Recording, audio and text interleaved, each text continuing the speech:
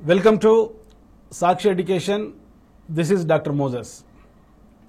TET, DSC, model schools, రెసిడెన్షియల్ స్కూల్స్కు సంబంధించిన SGT, school assistant, TGT, PGT మరియు ప్రిన్సిపల్ పోస్టులకు సంబంధించి ఉద్యోగాన్ని డిసైడ్ చేసేటువంటి ముఖ్యమైన సబ్జెక్టు పెడగాజీ. చాలామంది అభ్యర్థులు కంటెంట్కు సంబంధించి గవర్నమెంట్ బుక్స్ ప్రామాణికంగా తీసుకొని చదువుతుంటారు. సైకాలజీ, పర్స్పెక్టివ్స్ పైన కూడా అంతో ఇంతో అవగాహన ఉంటుంది. మరి ఈ యొక్క టెట్, డిఎస్సి, రెసిడెన్షియల్ స్కూల్కి సంబంధించిన టీజీటీ, పీజీటీ, ప్రిన్సిపల్ జాబ్లకు ప్రిపేర్ అయ్యేటప్పుడు ఎక్కువగా నెగ్లెక్ట్ చేసేటువంటి సబ్జెక్టు పెడగాజీ. ఈ పెడగాజీని గతంలో మనం మెథడాలజీగా పిలిచేవారం. మెథడాలజీలో మెథడ్ అనే పదం పద్ధతి, బోధనా పద్ధతి. So systematic procedure in teaching is called method. బోధనలో తార్కికమైన, ఫలప్రదమైన ఏర్పాటును సూచించేదే బోధనా పద్ధతి. అది ఎక్కువగా టీచర్ సెంటర్డ్గా ఉంటుంది కాబట్టి, ఉపాధ్యాయ కేంద్రీకృతంగా ఉంటుంది కాబట్టి ఈ మెథడాలజీ అనేటువంటి పదాన్ని నేషనల్ కరికులం ఫ్రేమ్వర్క్ 2005 గైడ్లైన్స్ ప్రకారం పెడగాజీగా మార్చడం జరిగింది. ఈ పెడగాజీ అనేటువంటి పదం పైడస్, ఎగగో అనే రెండు గ్రీకు పదాల నుంచి గ్రహించబడినది. పైడస్ అంటే చైల్డ్, శిశువు. ఎగగో అంటే దారి చూపడం. ప్రాచీన గ్రీకు నగరాలలో మరి బానిసల కర్తవ్యం ఏంటంటే తమ యజమానుల పిల్లలను పాఠశాలకు తీసుకొని వెళ్ళి వచ్చేవారు. వారిని పెడగోగ్ అని పిలిచేవారు. పెడగోగ్ అంటే స్ట్రిక్ట్ ఇన్స్ట్రక్టర్. సో ఆ రోజుల్లో పెడగాజీ యొక్క శబ్దపరమైన అర్థం, the etymological meaning of pedagogy, so leading the child. కానీ ఈనాడు పెడగాజీ యొక్క ఆధునిక అర్థం, the modern concept of pedagogy is science of teaching and learning for the children. శిశువుకు శాస్త్రీయంగా బోధించే బోధన అభ్యసన శాస్త్రం. సో సైన్స్ అంటే systematic procedure in acquiring the knowledge. Cause and ఎఫెక్ట్ను ఎస్టాబ్లిష్ చేసేది సైన్స్. ఆర్ట్ అంటే ఒక స్కిల్కి సంబంధించింది, సైన్స్ అంటే ఒక ప్రొసీజర్కి సంబంధించింది. కనుక బోధన ఒకప్పుడు కళ కావచ్చు, కానీ ఇప్పుడు బోధన ఒక శాస్త్రం. So teaching is not only an art but also a science.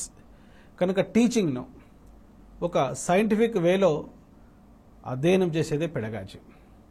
మరి ఈ పెడగాజీ ఎలా చదవాలి, ఏ బుక్స్ చదవాలి, పెడగాజీలో జ్ఞాన సంబంధమైన ప్రశ్నలు, అవగాహన సంబంధమైన ప్రశ్నలు, అప్లికేషన్ క్వశ్చన్స్ ఏ విధంగా ఉంటాయో ఈ వీడియో చివరి వరకు మీరు చూస్తే పెడగాజీ అంటే మీకు భయంపై ఒక స్కోరింగ్ సబ్జెక్ట్ అవుతుంది. మీరు టెట్ పరీక్ష తీసుకున్నప్పుడు టెట్లో చైల్డ్ డెవలప్మెంట్ పెడగాజీ, ఆ పెడగాజీ అనేటువంటి పార్టుకు దాదాపుగా 10 మార్కుల వెయిటేజ్ ఉంది. అదేవిధంగా సబ్జెక్ట్ పెడగాజీ తీసుకుంటే ఇంగ్లీష్ పెడగాజీకి 6 మార్క్స్, తెలుగు పెడగాజీకి 6 మార్క్స్, సబ్జెక్ట్ పెడగాజీకి 12 మార్క్స్. 24 + 10 దాదాపుగా 34 మార్క్స్ కేవలం పెడగాజీ పైనే టెట్ పరీక్షలు అడుగుతున్నారు. అదేవిధంగా డిఎస్సి తీసుకుంటే ఉండే 80 మార్కులలో 20 మార్క్స్ అంటే 25% మార్క్స్ పెడగాజీ పైన అడుగుతున్నారు. English, Telugu, science, social, mathematics pedagogy కలుపుకుంటే సో ఈ యొక్క 20 మార్క్స్ వెయిటేజ్ ఉంది. అదేవిధంగా స్కూల్ అసిస్టెంట్ జాబ్లో, టీజీటీ జాబ్లో, పీజీటీ జాబ్లో, ప్రిన్సిపల్కి సంబంధించి కూడా ఈ పెడగాజీ చాలా ఇంపార్టెంట్ సబ్జెక్టు, ఉద్యోగాన్ని డిసైడ్ చేసే సబ్జెక్టు. ఇప్పుడు మనం డిస్కస్ చేస్తున్నాం మెథడాలజీ, పెడగాజీ. మెథడాలజీ అనేది టీచర్ ఓరియంటెడ్, పెడగాజీ అనేది చైల్డ్ ఓరియంటెడ్.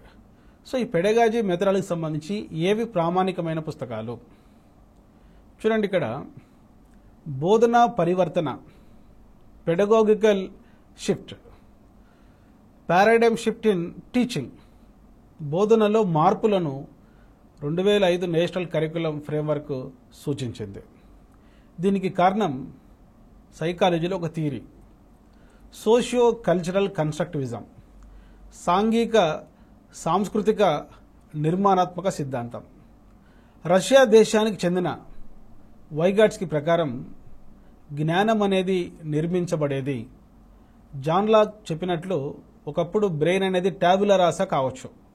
ట్యాబులా రాసా అంటే ఎంటీ స్లేట్, ఏమీ రాయబడని నల్లబల్ల. ఒక పాఠశాలకు రావడానికి ముందు, ఒక తరగతి గదిలో అభ్యసించడానికి ముందు పిల్లల యొక్క బ్రెయిన్ కూడా ట్యాబులా రాసా మాదిరి ఉంటుందని భావించేవారు ఈ వైగాట్స్కి చెప్పిన సోషియో కల్చరల్ కన్స్ట్రక్టివిజం థియరీ వచ్చేంత వరకు. అయితే ఈనాడు శిశువు యొక్క కుటుంబ పరిస్థితుల వల్ల, శిశువు యొక్క కులం వల్ల, శిశువు యొక్క మతం వల్ల, శిశువు యొక్క కుటుంబంలోని సంస్కృతి వల్ల, శిశువు కుటుంబంలో ఉన్న సిబ్లింగ్స్ వల్ల, పేరెంట్స్ వల్ల, ఇరుగు పొరుగు వారి వల్ల, చుట్టూ ఉన్న సాంఘిక పరిస్థితుల వల్ల, మరి భౌతిక పరిస్థితుల వల్ల, జీవ సంబంధమైన పరిస్థితుల వల్ల, సాంస్కృతిక పరిస్థితుల వల్ల, ఆర్థిక సంబంధమైన పరిస్థితుల వల్ల శిశువు కొంత జ్ఞానాన్ని గడిస్తాడు. పాఠశాలకు రావడానికి ముందే ఇన్ఫార్మల్ వేలో, మరి యాదృచ్ఛిక విద్యా రూపంలో. ఈ జ్ఞానాన్నే మరి డేవిడ్ అసుబెల్ అనేటువంటి ఒక సైకాలజిస్ట్ ఏమంటాడంటే ప్రయర్ ఎక్స్పీరియన్స్, ముందస్తు అనుభవం అంటాడు. కనుక జ్ఞానం అనేది స్వీకరించేది కాదు. So knowledge should not received by the students, it should be created by the students. అందుకే నేషనల్ కరికులం ఫ్రేమ్వర్క్ 2005 చెప్పింది జ్ఞానంకు సంబంధించి local knowledge, knowledge construction, knowledge correlation. చూడండి, ఈనాడు మనం పాఠ్యపుస్తకాల ద్వారా పిల్లలకు అందించేటువంటి జ్ఞానాన్ని 3 రకాలుగా భావించింది నేషనల్ కరికులం ఫ్రేమ్వర్క్ 2005. ఒకటి లోకల్ నాలెడ్జ్, స్థానిక జ్ఞానం. రెండవది నాలెడ్జ్ కన్స్ట్రక్షన్, నాలెడ్జ్ రిసీవింగ్ కాదు, జ్ఞానాన్ని నిర్మించాలి. మూడవది ఆ నిర్మించిన జ్ఞానాన్ని ఇతర సబ్జెక్టులతో, ఇతర అంశాలతో సహసంబంధం ఏర్పరచాలి, కోరిలేట్ చేయాలి. ఇది పెడగాజీకి సంబంధించిన బ్యాక్గ్రౌండ్. కనుక పెడగాజీ నేర్చుకునేటప్పుడు జీకే కరెంట్ అఫైర్స్ మాదిరి బట్టి పద్ధతిలో కంటతా విధానంలో కాకుండా కాన్సెప్ట్ వారీగా నేర్చుకోవాలి. ఇప్పుడు మీకు 2 కాన్సెప్ట్స్ మీకు చెప్పాను. ఒకటి మెథడాలజీ అంటే ఏమిటి, ఇంకొకటి పెడగాజీ అంటే ఏమిటి. సో మెథడాలజీ పెడగాజీగా మారింది. ఇన్స్ట్రక్షనల్ ఆబ్జెక్టివ్స్ మరి ఈ పెడగాగికల్ షిఫ్ట్ తర్వాత అకాడమిక్ స్టాండర్డ్స్గా మారాయి. అదేవిధంగా రాస్తున్న లెసన్ ప్లాన్ మనకు కొత్త పుస్తకాలలో పీరియడ్ ప్లాన్గా బోధిస్తున్నాం. అదేవిధంగా మన బోధనా పద్ధతులు, టీచింగ్ మెథడ్స్ అనేవి అప్రోచెస్ ఆఫ్ టీచింగ్గా మారడం జరిగింది. సో 1 స్లాట్ ఎగ్జామినేషన్ అనేది గతంలో 4 యూనిట్ టెస్టులు ఉండేవి. మరి 3 ఎగ్జామినేషన్స్ ఉండేవి, quarterly, half yearly and annual examinations. ఈ 4 యూనిట్ టెస్టులు అనేవి 4 ఫార్మేటివ్ అసెస్మెంట్గా మారడం జరిగింది. 3 పరీక్షల ఎగ్జామినేషన్స్ అనేవి 2 సమ్మేటివ్ అసెస్మెంట్గా మారడం జరిగింది. ఈ బోధనా పరివర్తన తర్వాత, పెడగాగికల్ షిఫ్ట్ తర్వాత బోధనాభ్యసన ప్రక్రియలో, టీచింగ్ లెర్నింగ్ ప్రాసెస్లో ఎన్నో మార్పులు జరిగాయి. ఆ మార్పులను దృష్టిలో పెట్టుకొని పెడగాజీ చదవాలి. అంతేగాని ఏదో మార్కెట్ పబ్లికేషన్ ఒకటి దొరికింది, మనం ట్రై మెథడ్స్ 3 మెథడ్స్ కలుపుకొని నేర్చుకుంటున్నాం అనేది దృష్టిలో పెట్టుకోకుండా 5 మెథడ్స్ ఉంటాయి డిఎడ్ ప్రోగ్రాంలో. 2 మెథడ్స్ బిఎడ్ ప్రోగ్రాంలో మీరు అభ్యసించారు. కనుక పాత అకాడమీ పుస్తకాలు, క్రొత్త అకాడమీ పుస్తకాలు దగ్గర పెట్టుకొని కంపారిటివ్గా, తులనాత్మకంగా ఏవి కంపేర్ చేయాలి, ఆబ్జెక్టివ్స్ అండ్ స్పెసిఫికేషన్స్తో అకాడమిక్ స్టాండర్డ్స్ను కంపేర్ చేయాలి. మెథడ్స్ ఆఫ్ టీచింగ్తో అప్రోచెస్ ఆఫ్ టీచింగ్ను కంపేర్ చేస్తూ నేర్చుకోవాలి. అదేవిధంగా లెర్నర్ ఒక ఒంటరిగా నేర్చుకునే అభ్యసనంతో కొలాబరేటివ్ లెర్నింగ్, కోఆపరేటివ్ లెర్నింగ్ అనేది మనం నేర్చుకోవాలి. బిహేవియరిస్టిక్ థియరీస్, థారండైక్ చెప్పినటువంటి ట్రయల్ అండ్ ఎర్రర్, పావ్లో చెప్పినటువంటి క్లాసికల్ కండిషనింగ్, స్కిన్నర్ చెప్పినటువంటి ఆపరెంట్ కండిషనింగ్ థియరీస్ మాత్రమే కాకుండా జీన్ పియాజే చెప్పిన కాగ్నిటివ్ కన్స్ట్రక్టివిజం, వైగాట్స్కి చెప్పిన సోషియో కల్చరల్ కన్స్ట్రక్టివిజం, బ్రునర్ చెప్పిన discovery oriented learning, David Ausubel చెప్పినటువంటి meaningful verbal learning and prior experience సిద్ధాంతాలతో తులనాత్మకంగా పోల్చుకుంటూ నేర్చుకోవాలి. సో టీచింగ్ స్టైల్లో మార్పు వచ్చింది, లెర్నింగ్ స్టైల్లో మార్పు వచ్చింది. ఒకప్పుడు టీచర్ చాలా యాక్టివ్గా టీచింగ్లో ఉండేవాడు. Teacher is active in teaching today. So learners are active in learning. So ఇవి దృష్టిలో పెట్టుకొని మీరు తులనాత్మకంగా చదవాలి. చదివేటప్పుడు గతంలో ఇన్స్ట్రక్షనల్ ఆబ్జెక్టివ్స్ ఒక 7 ఉండేవి. Knowledge, understanding, application, skill, attitude, appreciation and interest. చూడండి, జ్ఞానము, అవగాహన, వినియోగం, కాగ్నిటివ్ డొమైన్కు సంబంధించిన బోధన లక్ష్యాలు, వైఖరులు, అభిరుచులు, ప్రశంస, భావవేశ రంగానికి సంబంధించినటువంటి లక్ష్యాలు, నైపుణ్యం అనేది సైకోమోటార్ డొమైన్కి సంబంధించింది. వాటిని చదవాలి. ఎట్ ద సేమ్ టైం మరి మ్యాథమెటిక్స్ మెథడాలజీలో ఉండేటువంటి 5 అకాడమిక్ స్టాండర్డ్స్, సోషల్ సైన్సెస్లో ఉండేటువంటి 6 అకాడమిక్ స్టాండర్డ్స్, సైన్సెస్లో ఉండేటువంటి 7 అకాడమిక్ స్టాండర్డ్స్ని కూడా తులనాత్మకంగా చదవాలి. ఇది బోధన పూర్వక దశకు సంబంధించింది. మీకు తెలుసు, టీచింగ్లో 3 దశలు ఉంటాయి. There are 3 stages in teaching: pre phase teaching, interactive teaching and post phase teaching. Philip W Jackson ప్రకారం బోధనభ్యసన ప్రక్రియలో 3 దశలు ఉంటాయి. ప్లానింగ్కు సంబంధించింది ప్రీ ఫేజ్ టీచింగ్, ఎగ్జిక్యూషన్కు సంబంధించింది ఇంటరాక్టివ్ టీచింగ్, ఇవాల్యుయేషన్కు సంబంధించింది post phase teaching. So dear friends, ఈ ప్రీ ఫేజ్ టీచింగ్కి సంబంధించి బోధన పూర్వక దశకు సంబంధించినటువంటి ఇన్స్ట్రక్షనల్ ఆబ్జెక్టివ్స్, అకాడమిక్ స్టాండర్డ్స్ పైన తప్పనిసరిగా ప్రతి టెట్ ఎగ్జామ్లో, డిఎస్సి ఎగ్జామ్లో, ఈ గురుకుల రెసిడెన్షియల్ స్కూల్ సంబంధించినటువంటి టీజీటీ, పీజీటీ ప్రిన్సిపల్ జాబ్కి సంబంధించి ప్రశ్నలు అడుగుతున్నారు కనుక దానిపైన ఎక్కువగా మీరు ఫోకస్ చేయాలి. అదేవిధంగా ఇంటరాక్టివ్ టీచింగ్ ఫేజ్, పరస్పర బోధన దశకు సంబంధించి ఎలా బోధించాలి, హౌ టు టీచ్ అనే ప్రశ్నకు సమాధానం చెప్పేటువంటి బోధనా పద్ధతులు. బోధనా పద్ధతులు, మెథడ్స్ ఆఫ్ టీచింగ్. మీకు తెలుసు, ఆధునిక బోధన పద్ధతులకు మూల పురుషుడు జాన్ అమోస్ కొమినియస్. ఈ బోధనా పద్ధతులు 2 రకాలు: teacher centred methods and child centred methods. Teacher centred methods కింద మనకు lecture method, lecture come demonstration method, historical method, 3 methods ఉన్నాయి. ఎప్పుడైనా ఒక ప్రశ్న అడుగుతూ ఉంటారు, ఈ క్రింది వానిలో టీచర్ సెంటర్డ్ మెథడ్ కానిది ఈ 3 మెథడ్స్ మీరు గుర్తుంచుకోండి. ఉపన్యాస పద్ధతి, దానికి ప్రదర్శన యాడ్ చేయండి, ఉపన్యాస ప్రదర్శన పద్ధతి, అదేవిధంగా చారిత్రక పద్ధతి, హిస్టారికల్ మెథడ్. మిగతావన్నీ కూడా చైల్డ్ సెంటర్డ్ మెథడ్స్. ప్రాజెక్టు పద్ధతి కావచ్చు, ప్రాబ్లమ్ సాల్వింగ్ అప్రోచ్ కావచ్చు, అది ఇండక్టివ్ కావచ్చు, డిడక్టివ్ కావచ్చు, అనాలిసిస్ కావచ్చు, సింథసిస్ కావచ్చు, ప్లేవే మెథడ్ కావచ్చు, ల్యాబొరేటరీ మెథడ్ కావచ్చు, హ్యూరిస్టిక్ మెథడ్ కావచ్చు, డిస్కషన్ మెథడ్ కావచ్చు. ఇవన్నీ కూడా చైల్డ్ సెంటర్డ్ మెథడ్స్ కింద మనం చెప్పుకోవచ్చు. ఈ బోధనా పద్ధతులు చదువుతూ కొత్త అకాడమిక్ పుస్తకాలలో రాసినటువంటి అప్రోచెస్ ఆఫ్ టీచింగ్ కూడా చదవాలి. అప్రోచెస్ ఆఫ్ టీచింగ్లో constructivist approach, 5E learning approach, collaborative learning approach, ఇవి ఎక్కువగా మనం ఫోకస్ చేయాలి. Problem solving approach. చూడండి, constructivist approach, 5E learning approach, concept map approach, collaborative learning approach, problem solving approach. తర్వాత experiential learning approach కూడా మీరు చూసుకోవాలి. ఇది ఇంటరాక్టివ్ ఫేజ్కు సంబంధించిన ముఖ్యమైన మార్పులు. ఆ తర్వాత మూల్యాంకనం, ఇవాల్యుయేషన్. ఆ పదాన్ని అసెస్మెంట్ అనే పదంతో రీప్లేస్ చేయడం జరిగింది బోధన పరివర్తన తర్వాత, పెడగాగికల్ షిఫ్ట్ తర్వాత. ఇక్కడ మనం చదువుకునే క్రమంలో అకాడమిక్ స్టాండర్డ్స్ ఆధారంగా తయారు చేసేటువంటి ప్రశ్నలు, క్వశ్చన్స్ ప్రధానంగా 3 రకాలు: SA type, short answer, objective type questions. ఈ ఆబ్జెక్టివ్ టైప్ క్వశ్చన్స్ తిరిగి కొన్ని రకాలుగా వర్గీకరించవచ్చు: fill in the blanks, multiple choice questions, true or false, matching type, 1 word answers. చూడండి, ఇక్కడ అకాడమిక్ స్టాండర్డ్స్ ఆధారంగా, ఇన్స్ట్రక్షనల్ ఆబ్జెక్టివ్స్ మరియు స్పెసిఫికేషన్స్ ఆధారంగా తయారు చేసేటువంటి ప్రశ్నలు. ఈ ప్రశ్నల సంఖ్య తక్కువగా ఉంటే టెస్ట్, దాన్ని తెలుగులో నికష అంటాం.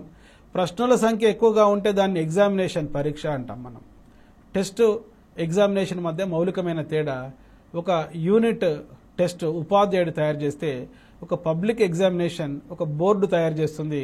ఎస్సీఆర్టీ కావచ్చు, ఎన్సీఆర్టీ కావచ్చు, ఐసీఎస్సీ కావచ్చు. చాలా జాగ్రత్తగా వినండి. పోస్ట్ ఫేజ్ టీచింగ్ చాలా ఇంపార్టెంట్. టెట్లో, డిఎస్సిలో, రేపు మోడల్ స్కూల్, గురుకుల స్కూల్స్లో ఉండే టీజీటీ, పీజీటీ ప్రిన్సిపల్ పోస్ట్లో తప్పనిసరిగా అడిగేటువంటి ఏరియా పోస్ట్ ఫేజ్ టీచింగ్ సంబంధించిన అసెస్మెంట్ అండ్ ఇవాల్యుయేషన్. చెప్తున్నా, ఇప్పుడు ప్రశ్నల సంఖ్య తక్కువగా ఉంటే టెస్ట్, ప్రశ్నల సంఖ్య ఎక్కువగా ఉంటే ఎగ్జామినేషన్. ఈ టెస్టులు మళ్ళీ 2 రకాలుగా చెప్పుకోవచ్చు: teacher made test and standard test. Standard test boards తయారు చేస్తాయి. స్టాండర్డ్ టెస్ట్కు కొన్ని లక్షణాలు ఉంటాయి: ఆబ్జెక్టివిటీ, లక్షాత్మకత, వ్యాలిడిటీ, సప్రమాణత, రిలయబిలిటీ, విశ్వసనీయత, ప్రాక్టికబిలిటీ, ఆచరణాత్మకత. ఇవి మీరు తప్పనిసరిగా చదవాల్సినటువంటి అంశాలు. ఆ తర్వాత మరి ఈ టెస్ట్ ఎగ్జామినేషన్ ద్వారా మార్కులు రాబడితే దాన్ని మెజర్మెంట్ అంటాం, మాపనం. ఈ మాపనం ఎప్పటికప్పుడు చేస్తూ ఉంటే అసెస్మెంట్ అంటాం, దాన్ని అంచనా లేక మదింపు అంటారు తెలుగులో. సో ఒక తుది నిర్ణయం, విద్యార్థుల మార్కులను వ్యాఖ్యానించి నిర్ణయాలు తీసుకునేటువంటి ప్రక్రియ ఇవాల్యుయేషన్. ఇది ప్రధానంగా 3 రకాలుగా ఉంటుంది. బోధన పూర్వక దశలో చేసేటువంటి డయాగ్నోస్టిక్ ఇవాల్యుయేషన్, లోప నిర్ధారణ మూల్యాంకనం. పరస్పర బోధనా దశలో చేసేటువంటి ఫార్మేటివ్ ఇవాల్యుయేషన్, నిర్మాణాత్మక మూల్యాంకనం. బోధన అంతా పూర్తయిన తర్వాత సమ్ అంటే మొత్తం, సమ్మేటివ్ ఇవాల్యుయేషన్, సంకలన మూల్యాంకనం. ఇవి మీరు ముఖ్యంగా పెడగాజీకి సంబంధించినటువంటి అంశాలు నేర్చుకోవాల్సినవి. ఇప్పటివరకు ఏం చెప్పుకున్నామంటే మెథడాలజీ అంటే ఏమిటి, పెడగాజీ అంటే ఏమిటి, ఎందుకు మెథడాలజీ పెడగాజీగా మారింది, ఈనాడు బోధనా పరివర్తన పెడగాగిక్ షిఫ్ట్ తర్వాత వచ్చినటువంటి మార్పులు ఏంటి, ఏ బుక్స్ చదవాలి మీకు నేను ఎక్స్ప్లెయిన్ చేశాను. చదివేటప్పుడు మెథడాలజీ, పాత అకాడమీ పుస్తకాలతో పాటు క్రొత్త అకాడమీ పుస్తకాలు కూడా తులనాత్మకంగా చదువుకుంటే బిట్టు ఏ కోణంలో అడిగినా కూడా మీరు ఆన్సర్ చేసేటువంటి అవకాశం ఉంది. ఫర్ ఎగ్జాంపుల్ ఇప్పుడు బ్లూమ్స్ టాక్సానమీ పాత అకాడమీ పుస్తకాలను బాగా ఎక్కువగా రాశారు. అదేవిధంగా revised Bloom's taxonomy Anderson Krathwohl 2001లో 1956లో బ్లూమ్స్ రాసినటువంటి విద్యా లక్ష్యాల వర్గీకరణను సవరించారు. సో దాన్ని మీరు బాగా చదువుకోవాలి. సో దీన్నే మనం పెడగాగికల్ షిఫ్ట్, బోధన పరివర్తన అంటాం.